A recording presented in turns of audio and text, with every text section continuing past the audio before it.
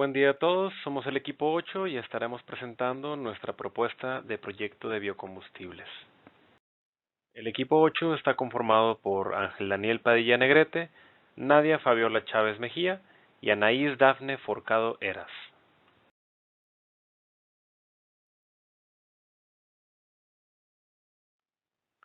El gas natural es actualmente conocido por estar compuesto por metano y también por ser el combustible fósil más limpio en la actualidad.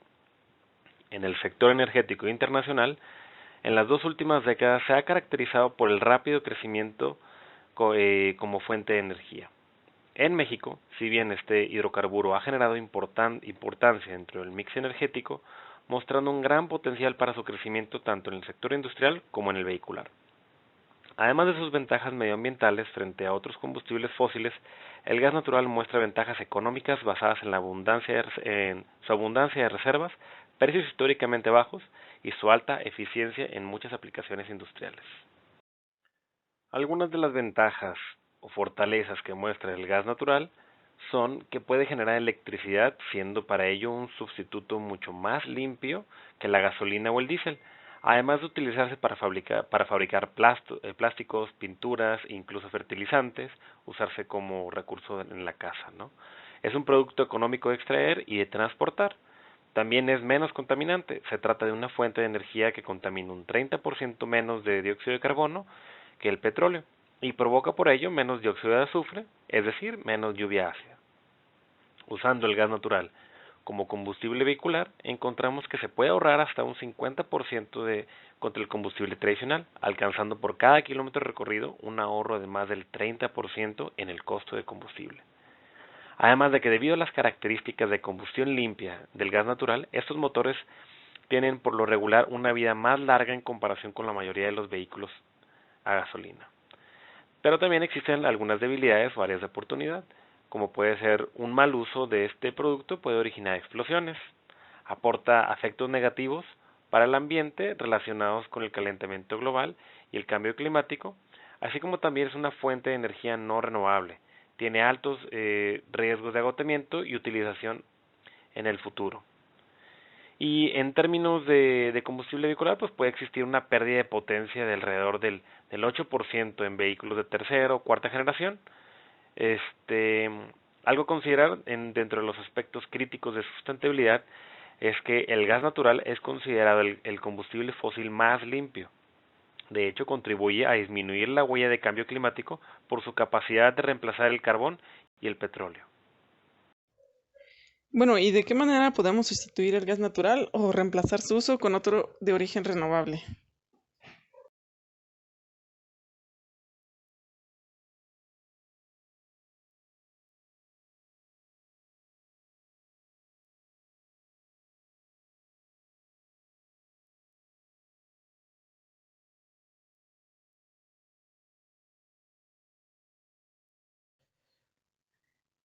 El biogás es una alternativa y es una de las opciones más viables que pueden abarcar el mismo uso que el gas natural proveniente de los combustibles fósiles.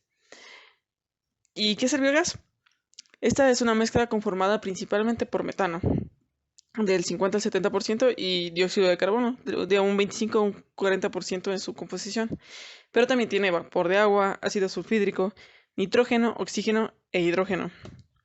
Este resulta de un proceso biológico de biodigestión anaerobia que consta de una serie de reacciones bioquímicas en la que residuos orgánicos son degradados o consumidos por un conjunto de microorganismos.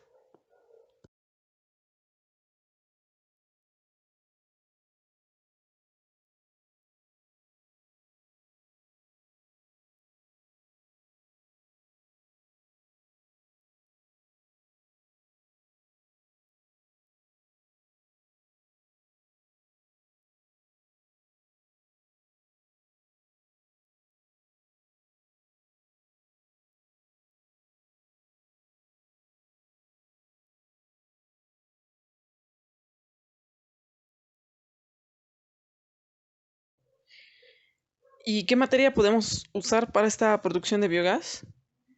Al proceso de producción se le denomina fermentación metanogénica, en la que se pueden usar residuos de origen animal, como lo es el estiércol, la orina, guano, camas, residuos de mataderos, sangres y otros, y residuos de pescados.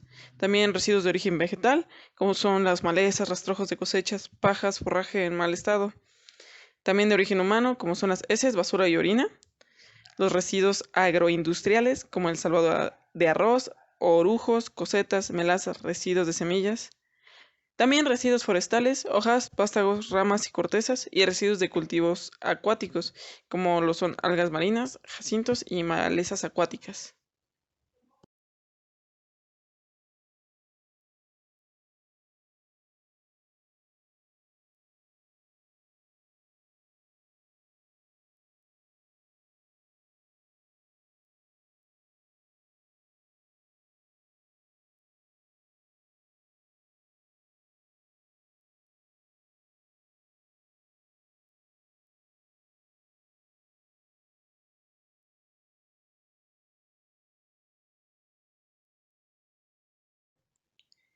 ¿Y es viable la producción de biogás?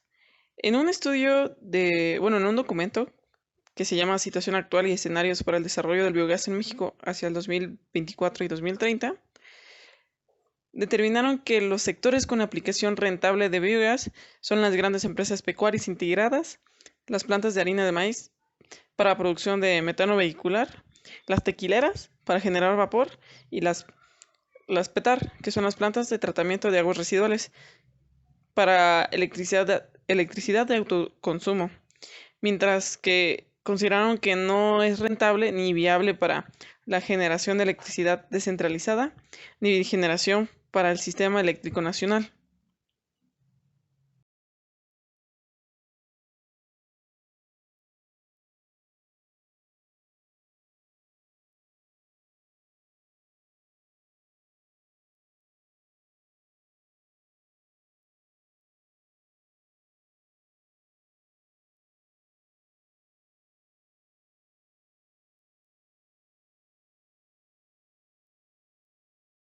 ¿Y cuáles serían las ventajas y desventajas de esta producción de biogás que México podría utilizar para, sus, para su consumo energético?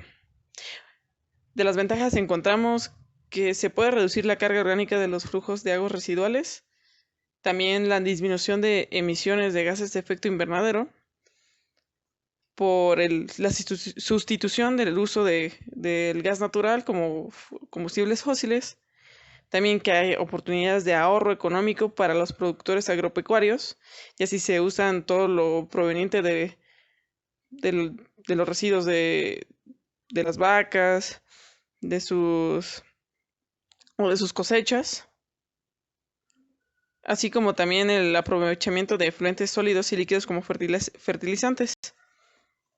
Entre las desventajas encontramos que es un sistema de almacenamiento caro y complejo y que también tiene una emisión de dióxido de carbono.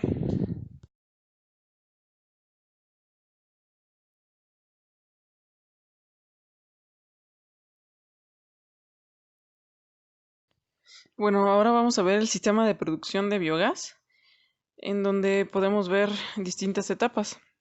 Aquí tenemos el número 1, en donde se ve la entrada de sustancias orgánicas como restos de comida, grasas, lodos residuales que alimentan a la planta de biogás. En el número 2 tenemos entradas como maíz, zanahorias o hierba, que sirven tanto de alimento como para los animales, como para las vacas y los cerdos, y también para los microorganismos para la planta de biogás. En el 3 tenemos abonos semilíquidos y el estiércol, que también que también son alimento para la planta de biogás. El 4 es el fermentador, que normalmente está a una temperatura de 38 a 40 centígrados, en donde los microorganismos degradan los sustratos con la exclusión de la luz y oxígeno. El producto de este proceso es el biogás como metano, como componente principal, aunque también este contiene sulfuro de hidrógeno muy agresivo. Por ello es que se hacen los tanques de acero inoxidable. En el 5 tenemos después de la fermentación del sustrato, se transporta al almacén final de residuos de fermentación, donde puede retirarse para su uso. pues ya después se pueden utilizar como abonos de alto valor, como en el número 6. Y como ventaja tenemos que el estiércol del biogás tiene una menor viscosidad y por lo tanto entra mucho más rápido en el suelo. Ya después, si se secan, se puede usar posteriormente como abono seco, como en el número 7. Después, el biogás generado se almacena en el techo del contenedor, como se ve ahí en la cúpula del número 8, y desde ahí se transporta y se quema en la planta de cogeneración para la generación eléctrica y también generación de calor, el cual la corriente eléctrica se le mete directamente a la red eléctrica y también el calor generado se puede aprovechar para calentar edificios o secar madera o productos de cosecha.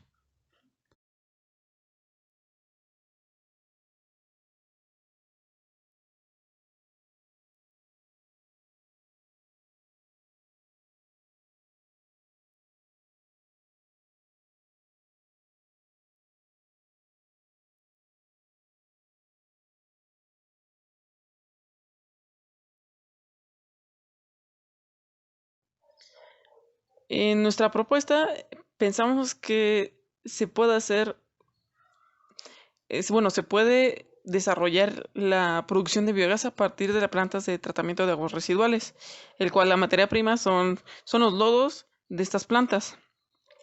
México cuenta con aproximadamente 2.500 plantas de tratamiento de aguas, las cuales solamente 27 tienen producción de biogás y 9 se aprovechan para un fin específico.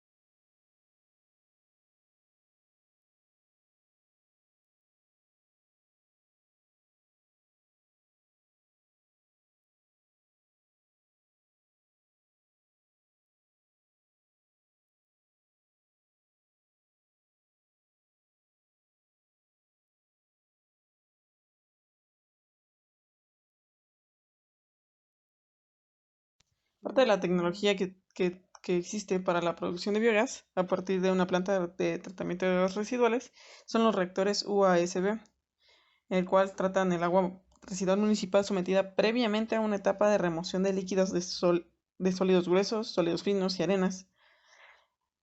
En estas unidades que componen el tratamiento preliminar, que son rejas, tamices y desarrenadores, son críticos para el buen funcionamiento de la UASB. El reactor anaerobio reúne en una sola unidad las funciones de sedimentador primario, reactor biológico, sedimentador secundario y digestor de la biomasa formada.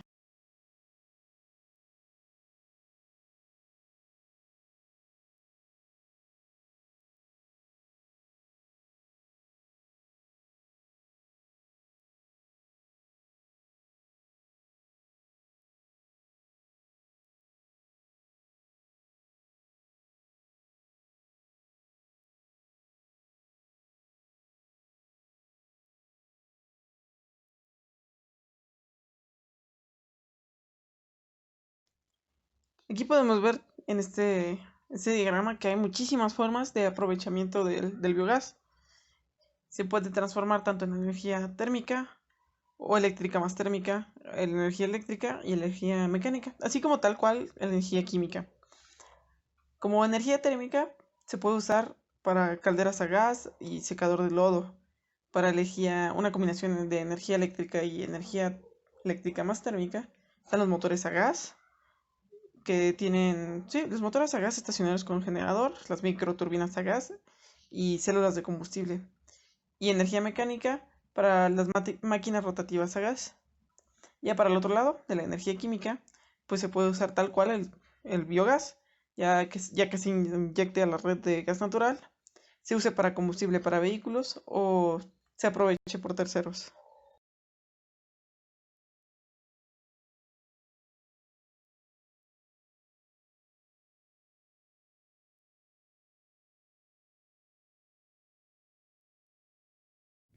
En la presente tabla podemos observar un estudio realizado por la Red Mexicana de Bioenergía en 2018, donde podemos observar las proyecciones y potenciales de generación eléctrica en las PETAR en México. Representa dos estimaciones de generación de electricidad en las PETAR. En la primera supone 27 PETARs que generen biogás para el año 2024, de las 10 que generan electricidad, lo cual nos lleva a un ahorro energético de 10.8 millones de pesos por año. La segunda estimación es más optimista, ya que supone que para 2030 se cuenten con 60 petars que produzcan biogás, mismas que generen electricidad, lo cual nos genera un ahorro de electricidad de 120.1 millones de pesos por año, en comparación con el escenario anterior de 70.6 millones de pesos por año para el 2030.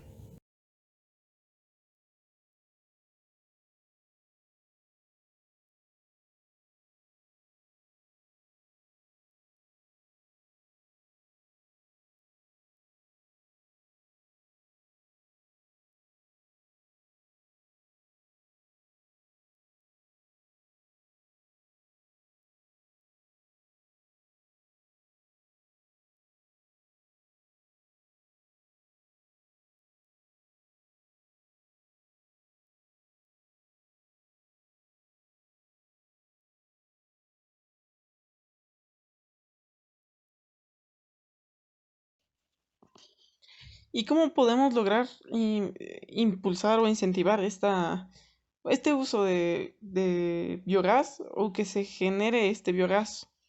Para ello tenemos que hacer una política energética en el que los objetivos sean los siguientes, así como implementar medidas para fomentar la separación de basura orgánica, promover la diversificación de fuentes primarias de energía, promover la cogeneración de energía con usuarios industriales de alto consumo energético, incrementar la participación del sector privado en proyectos de transición energética, establecer la estrategia nacional e instrumentos de financiamiento de transición energética, como lo serían estas plantas, y bueno, también contar para un año con una nueva generación de jóvenes mexicanos conscientes de la importancia de la energía.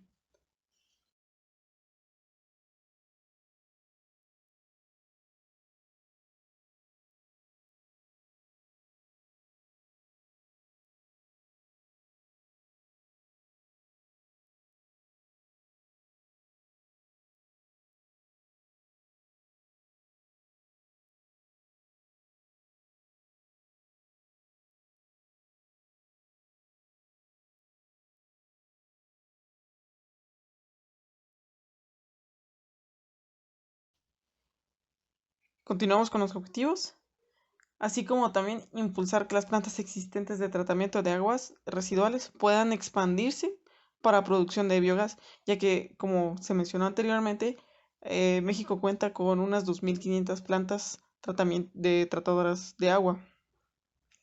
Y además de eso, implementar proyectos que las plantas existentes con producción de biogás tengan la infraestructura para producción de energía eléctrica, ya sea para autoconsumo o para la red nacional, el cual mucho más rentable que sean nada más para autoconsumo.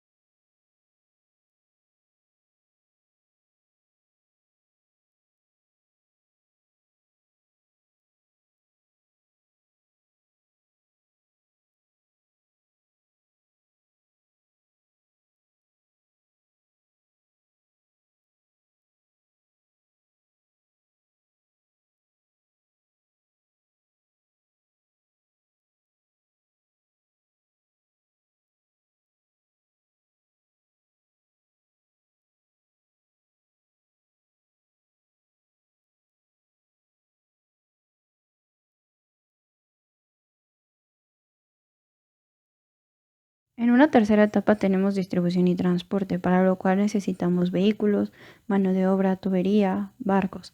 Y como salida obtenemos monóxido de carbono, dióxido de azufre, material particulado, óxido de nitrógeno y residuos sólidos. La cuarta etapa consta del uso, reutilización y mantenimiento, para lo cual requerimos textiles, agricultura, combustibles, construcción de carreteras, papel, etc. Y como salidas tenemos monóxido de carbono, dióxido de azufre, material particulado, óxido de nitrógeno y residuos sólidos. Cabe destacar que la cantidad de emisiones en comparación del gas natural y del biogás es mucho menor con el biogás.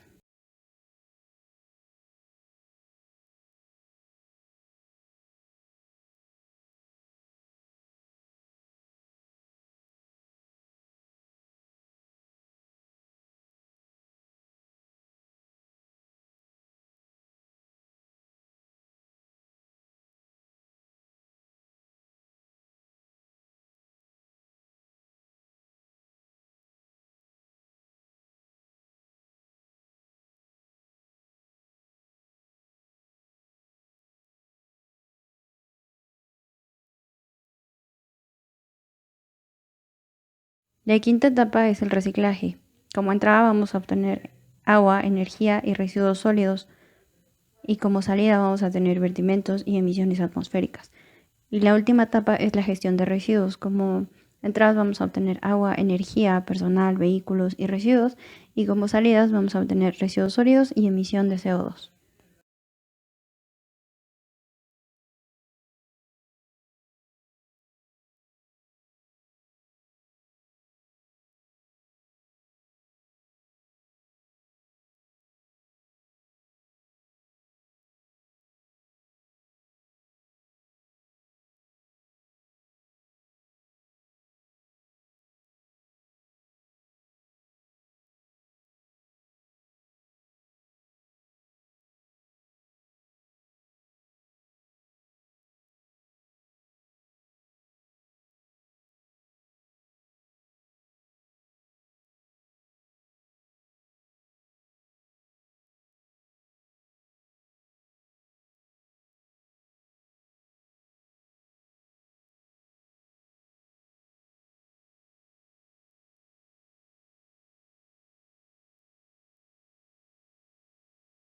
Haciendo un análisis del ciclo de vida social del gas natural y del biogás, vamos a obtener que en la primera etapa, que es la adquisición de materia prima, tenemos como impacto ambiental la contaminación al subsuelo, daños a la flora y fauna de la zona, cambio climático, acidificación, transformación del suelo, agotamiento de los recursos. El impacto a la salud humana es la intoxicación por explosivos, mala calidad del aire, horas trabajadas, salud y seguridad, acceso a recursos materiales y generación de empleo local. Como segunda etapa de procesos de fabricación, nuestro impacto ambiental va a ser la contaminación del agua y agotamiento de los recursos naturales, debido a que se requieren grandes cantidades de agua para poder producir el biogás. La calidad del agua va a disminuir en cuanto a impactos a la salud humana. Vamos a tener muchas horas trabajadas, vamos a tener impactos en la salud y seguridad. Y en la siguiente etapa, que es distribución y transporte, tenemos como impactos ambientales la contaminación del aire, la producción de gases de efecto invernadero y lluvia ácida. Y como impacto a la salud humana tenemos salud y seguridad, sustancias inorgánicas con efectos respiratorios.